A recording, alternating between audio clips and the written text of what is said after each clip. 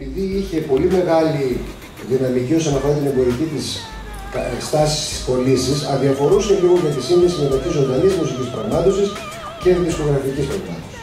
Δηλαδή υπήρχε ο εφησυχασμός, η τελεσμία κατά την οποία ήταν γνωστοποιεί η δουλειά του στον κόσμο. Γιατί μια σημαντικότατη λειτουργία της δισκογραφίας, όπως την ξέραμε παραδοσιακά του τελευταία χρόνια, δεν ήταν απλά να βγάλουμε το σουξέ και να κερδίσουμε. Ήταν ένα σύνδεσμο μεταξύ του καλλιτέχνη και του καλλιτέχνη. Είναι τελικώς καθένας που είναι γλώσσα.